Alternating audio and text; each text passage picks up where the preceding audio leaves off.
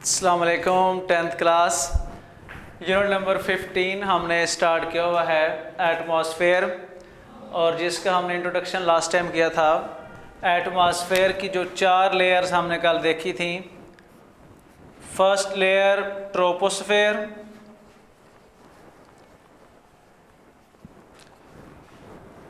Stratosphere,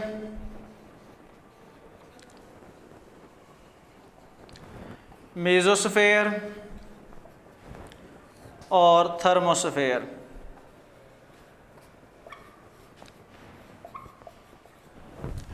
atmosphere की 4 layers हैं, troposphere, stratosphere, mesosphere और थर्मोस्फेयर। मेसोस्फेयर और थर्मोस्फेयर ये आपके सिलेबस में नहीं है, सो हम जस्ट ट्रोपोस्फेयर और स्ट्रेटोस्फेयर इनको एक्सप्लेन करते हैं जो कि आपके सिलेबस में हैं। तो फर्स्ट हम देखते हैं ट्रोपोस्फेयर को।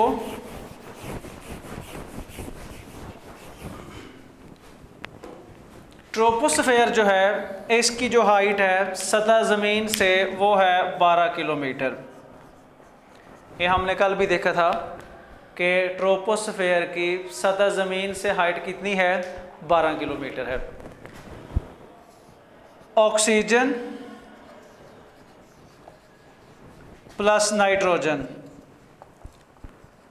Basic components of troposphere. ये ट्रोपोस्फेयर के 2 बुनियादी अहम अज्जा हैं। Basic components of troposphere, oxygen gas and nitrogen gas. ज़मीन का जो एटमॉस्फेयर है, तो इन दोनों गैसेस का 99% वॉल्यूम पर कंसिस्ट करता है।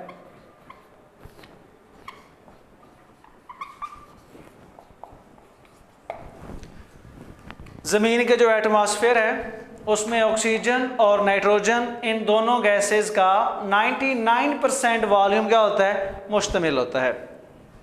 अब ये क्या करते हैं, इसके अलावा water vapour plus carbon dioxide, अब इनकी जो मिकदार है वो ना होने के बराबर होती है। कार्बन डाइऑक्साइड और वाटर वेपर, इन दोनों की मिकदार जो है ये ना होने के बराबर है, क्योंकि 99% जो वॉल्यूम है वो ऑक्सीजन एंड नाइट्रोजन पे कंसिस्ट करता है। तो बाकी वाटर और कार्बन डाइऑक्साइड, इन दोनों की मिकदार अब क्या है, ना होने के बराबर है। ये दोनों क्या करती हैं, सूरज से आने वाली, सन से आने वाली विजिबल लाइट जो होती हैं उनको गुजरने देती हैं। जब ये ज़मीन पर पड़ती हैं तो ज़मीन पर टकराने के बाद इसको क्या करते हैं, ये कार्बन डाइऑक्साइड प्लस वाटर, ये इसका कुछ हिस्सा जो है उसको अब्जॉर्ब कर लेती हैं, कुछ हिस्से को रोक लेती हैं।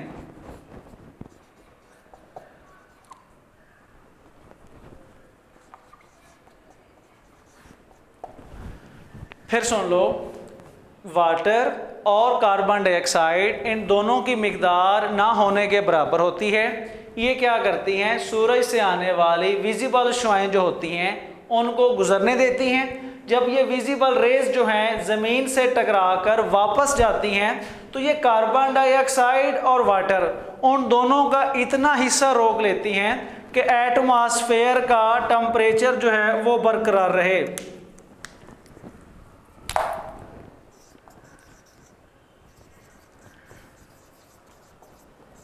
एटमॉस्फेरिक टेम्परेचर क्या है उसका, जो उसको मेंटेन रहे। आपको शॉर्ट क्वेश्चन भी आ सकता है, how atmospheric temperature is maintain, कि एटमॉस्फेरिक का टेम्परेचर जो है वो कैसे बरकरार रहता है।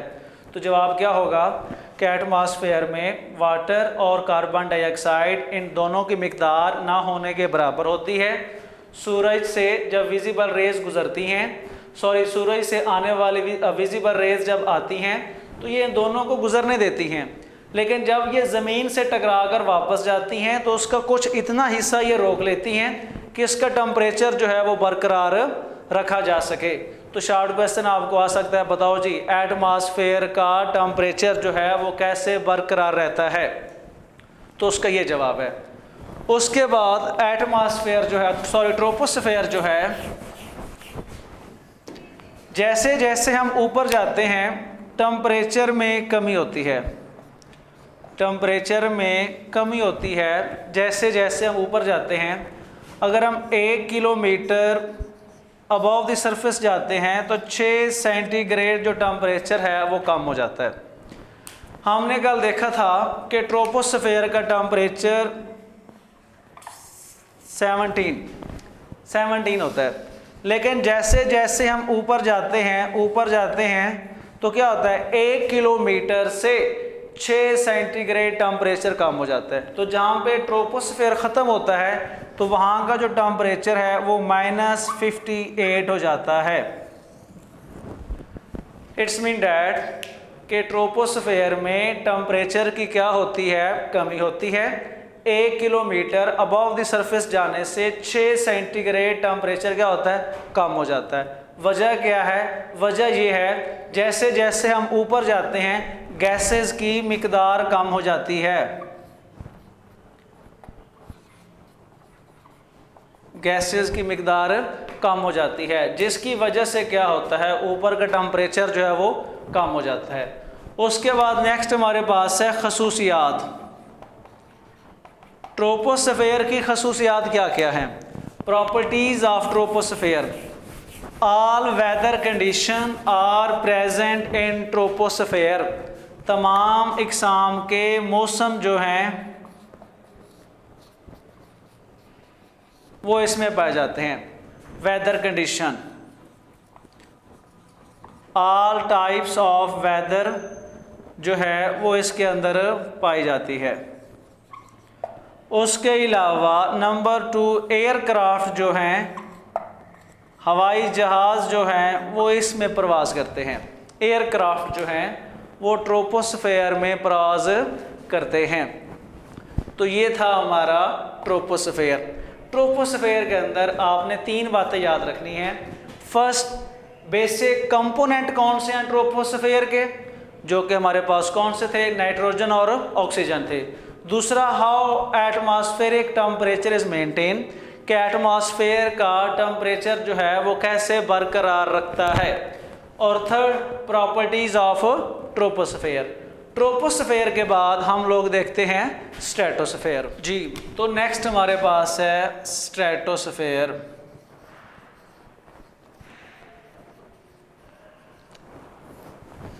स्ट्रेटोस्फेयर क्या है? स्ट्रेटोस्फेयर की जो हाइट है वो है 50 किलोमीटर तक।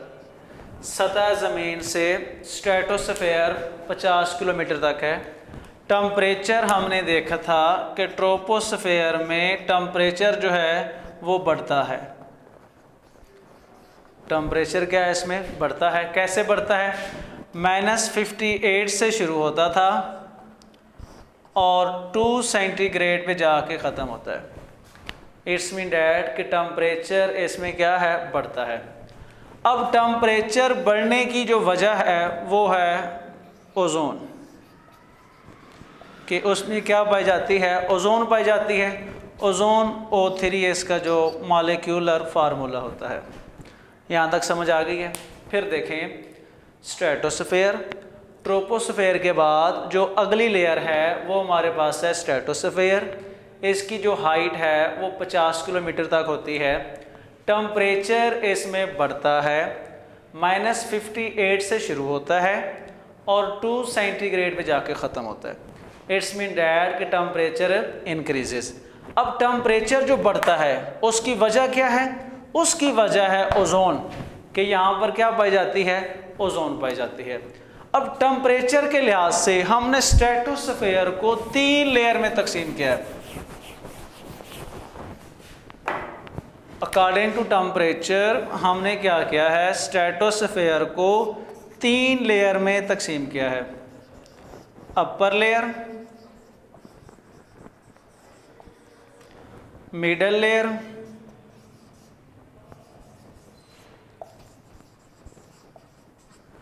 और लोअर लेयर।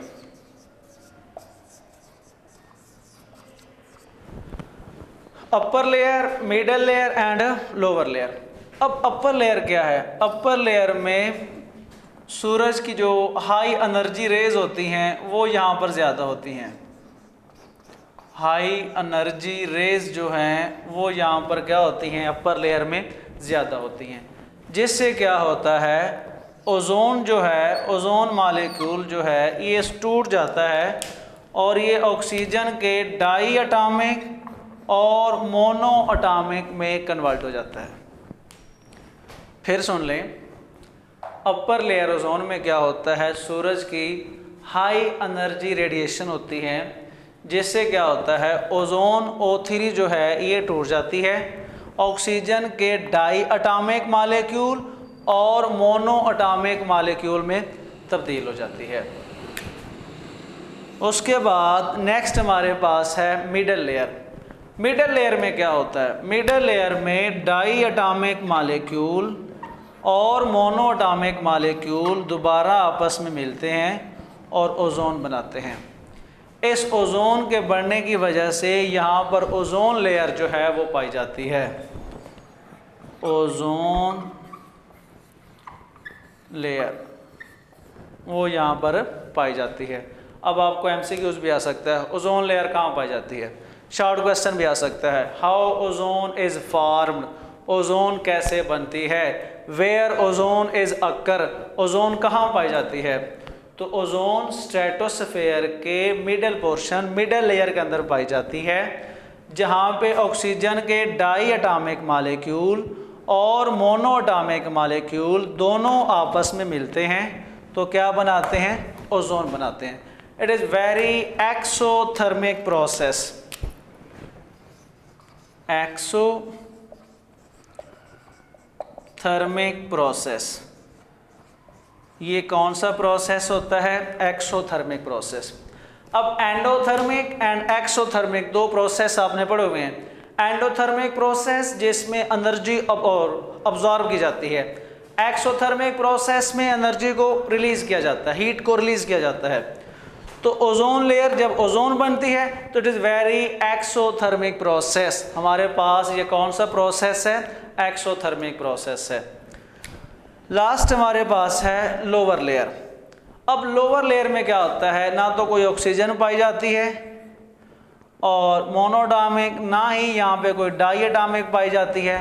सो ना तो यहाँ पे ओजोन बनती है और ना ही यहाँ पर ओजोन टूटती है। तो ये थी हमारे पास स्ट्रेटोस्फेयर। स्ट्रेटोस्फेयर में देखा, स्ट्रेटोस्फेयर क्या होती है? 50 किलोमीटर हाइट है, टेम्परेचर में इसमें बढ़ता है। टेम्परेचर बढ़ने की वजह क्या है?